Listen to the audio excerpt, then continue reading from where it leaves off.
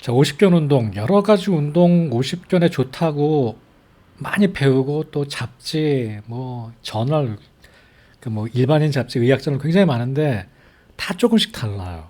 그리고 어떤 운동법도 사실 딱 좋지 않아요.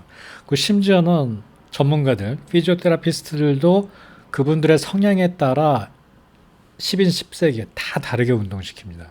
그래서 50견의 좋은 운동을 이해하실 때는 원리를 먼저 아셔야 됩니다. 원리를 아셔야만 환자한테 좋은 운동을 권할 수 있고요. 여러분들이 50견에 걸렸더라도 아, 이런 운동을 야, 이렇게 하는구나. 그럼 내가 어떻게까지 해야겠다. 이 운동보다 이 운동이 더 낫겠다라는 관점이 생깁니다. 자, 50견의 운동을 이해하기 위해서는 50견이 왜 생기는지 알아야겠죠. 50견을 이렇게 떡을 만들듯이 글루로 본드로 붙이듯이 여기에 있는 연조직들이 단단하게 굳어버립니다. 근데 이게 볼앤 소켓 조인트잖아요. 그 볼앤 소켓 조인트다 보니까 상하 좌우로 다 막혀 있어요. 그러니까 이거를 앞으로 트는 것도 안 되고 뒤로 트는 것도 안 되고 위로 트는 것도 안 되고 아래로 트는 것도 안 되고 모든 걸 다 막고 있습니다. 얘가 글루가 치실에다 붙인 순간접착제처럼. 그럼 이걸 어떻게 뜯어줘야 되느냐? 앞으로도 뜯고 뒤로도 뜯고 위로도 뜯고 아래로도 뜯어야 돼요. 그러면서 또 어떻게 해야 돼요? 이게 딱 붙어 있으니까 벌려줘야죠. 그래서 50견의 운동은 앞으로 뒤로 위로 아래로 그다음에 견인시키는 이 5가지로 이루어져 있습니다. 운동의 순서가 중요합니다. 어떤 운동부터 시작해서 어떤 운동까지 가야 되는가? 뭐 다양한 운동법들이 뭐 인터넷이고 뭐 잡지고 많이 있지만 원리는 한 가지로 똑같습니다. 순서는 처음에 오실레이션부터 시작했었잖아요. 우리가 수동 운동을 시킬 때는 능동 운동도 똑같은데요. 위험하지 않고 가벼운 것부터 시작해서 더 어그레시브한 운동 쪽으로 진행해 나가는 겁니다. 이 기본적으로는 ROM이에요.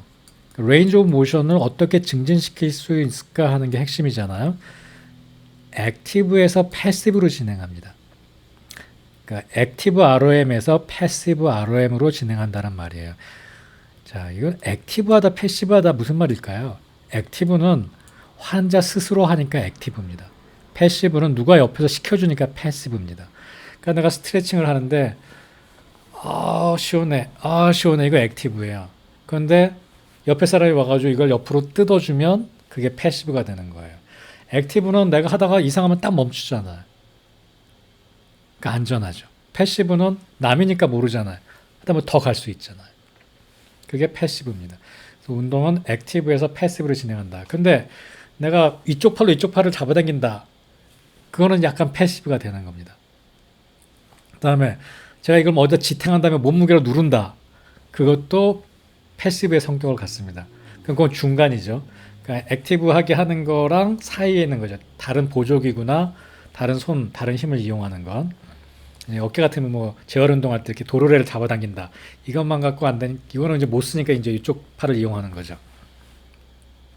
자, 그 다음에 스태틱에서 볼리스틱으로. 볼리스틱 혹은 다이내믹 이런 말을 쓰는데요. 이게 좀 생소해서 그렇지 다 그냥 일반적인 용어입니다. 스태틱은 스트레칭을 한 다음에 그대로 멈추고 있는 거고요. 볼리스틱은 거기서 움직임을 주는 거예요. 그래서 시원하다 한 다음에 가만히 있으면 이게 스태틱이고요. 여기서 이렇게 당겨주고 바운싱을 준다든지 하면 그게 볼리스틱 다이내믹 스트레칭이 됩니다. 스태틱은 한 자세로 스트레칭 해놓은 다음에 그대로 유지하는 거예요. 그래서 스태틱이 볼리스틱보다 더 안전하겠죠. 근데 어떤 경우에든 바운싱을 주는 거는 권장되지 않습니다. 바운싱을 주면서 확 넘어갈 수 있거든요.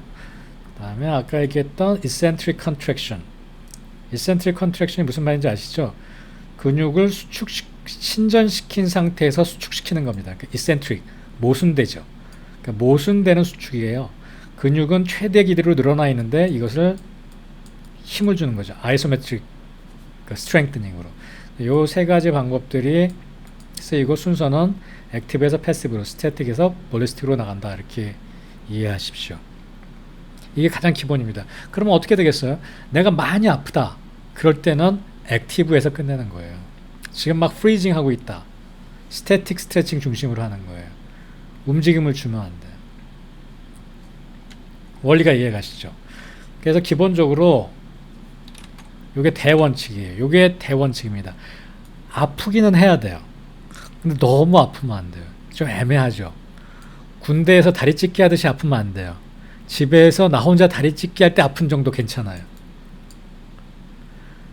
그다음에 셀프 혼자서 하는 거, 그다음에 보조기구를 이용하는 거, 그다음에 다른 사람으로 도와주는 거 이런 순서대로 진행해 나가시면 이게 덜 아플 많이 아플 때 이게 점점 가능해질 때 이제 점점 어깨가 풀려 나갔을 때 이렇게 진행하는 게 기본적인 원칙이고요. 또 환자가 많이 물어보는 것 가운데 운동을 해야 되니까 막 짐에 가서 운동을 할까 뭐 혹은 뭐 아령 같은 거 이용하나 이런데 또 굉장히 좀 애매해요. 이게 쉽지 않습니다. 근데 제가 주는 가장 큰 원칙은 힘써서 드는 운동은 절대 못하게 합니다. 특히 50견이 회전근개 파열과 동반된 경우가 꽤 있습니다. 50견인데 사진을 찍어보면 회전근개 파열도 있는 경우 이런 경우 힘써서 드는 거는 다 못하게 합니다. 모든 운동은 뭐라고요? 레인지 오브 모션 유연성 운동을 중심으로 해나갑니다. 그래서 제가 이렇게 써놨어요. 지갑은 안 되고 봉은 된다. 제가 환자들한테 요만한 지갑 하나 그 손으로 들고 다니지 말라 그럽니다. 그러니까 힘을 써야 되잖아요, 계속. 특히 아플 때. 하지만 수건이나 봉, 스트레칭하는 봉은 된다. 그러니까 스트레칭하는 건 꽤 열심히 과격하게 해도 되고, 과격은 좀 아니다. 열심히 해도 되고, 근력 운동은 하지 마라. 근력 운동은 언제 하느냐? thawing 스테이지 합니다. thawing 스테이지가 되면 근육이 많이 약화되어 있거든요. 그때 근력 운동을 조금씩 해주는 것이 좋습니다. 그럴 것 같죠? 자, 막 이렇게 인대 건이 찢어져 있는 상태에서 막 힘을 쓰는 운동을 해서는 안 돼요. 그리고 지금 막 염증이 있고 막 진행돼 나가는데 힘을 쓰는 운동을 해서는 안 돼요. 그러니까 배낭이든지 뭐든지 장바구니든지 아픈 손으로 들지 못하게 하고 스트레칭 운동은 당신이 하는 것보다 더 열심히 하세요가 기본적인 방침이 돼요. 그러니까 뭐 들고 다니고 힘주고 그러지 못하게 하셔야 됩니다. 자가운동 순서 통증 유발의 조절이 그 열쇠다. 그러니까 운동을 하면 통증이 유발되거든요. 일시적으로 심해지잖아요. 근데 환자들이 처음에 되게 열심히 해요. 왜냐하면 내가 열심히 하면 할수록 빨리 낫겠다라는 생각에. 근데 50견이라는 게 그렇게 단박에 낫는 게 아니거든요. 그러니까 천천히 꾸준히 해줘야 돼요. 천천히 진행해야 됩니다. 생각보다. 그다음에 제가 제일 먼저 시키는 운동은 보통 추 운동입니다. 펜들럼 엑서사이즈. 이건 능동 운동이에요. 액티브 운동이에요. 아까 얘기했죠. 패시브 액티브 중에 추 운동은 그냥 능동이 운동이에요. 그러니까 내가 아프면 딱 거기서 멈춰버려요.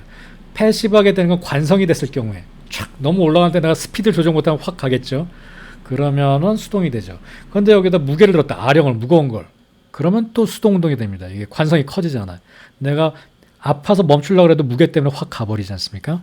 그러면 그게 그 추 운동이 더 어그레시브하게 되는 거예요. 그래서 가벼운 무게 혹은 무게 없는 데서부터 해서 점점 무게를 늘려나갑니다. 그 다음에 벽 대고 손가락 올리기.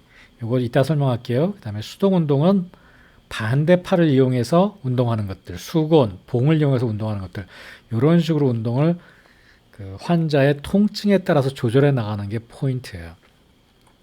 그래서 뭐 50견에 제일 좋은 운동 10가지 이런 건 사실 없어요.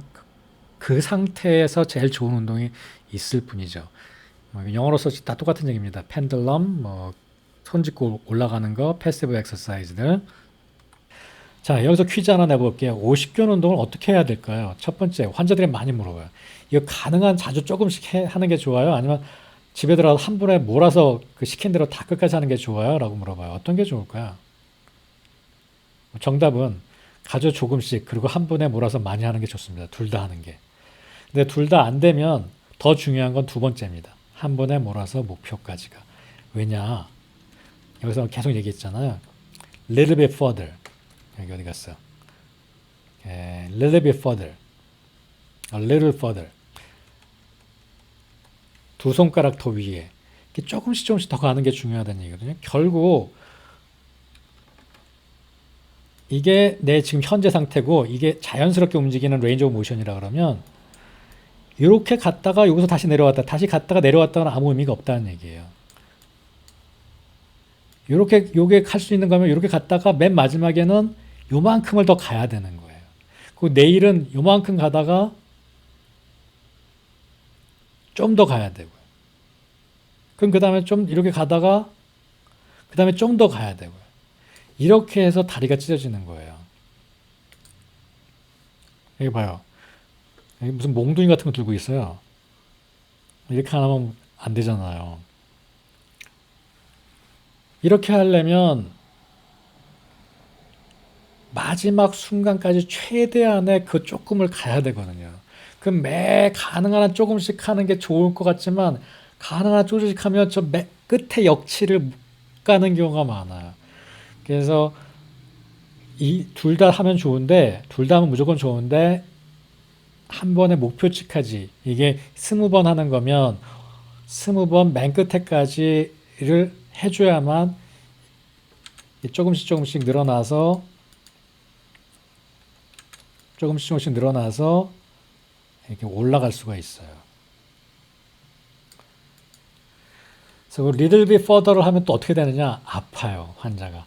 이거를 조금씩 그냥 그 안에서만 하면 하나도 안 아파요. 근데 그것도 조금씩 더 갈게 하면 뭐 한두 주 정도 짧게는 길게는 뭐 한 달 이상도 아플 수도 있는데 그러면서 나았고요. 환자가 회복되는 것이 재밌어서 잘 따라와요, 아파도. 못하던 게 다 할 수 있거든요.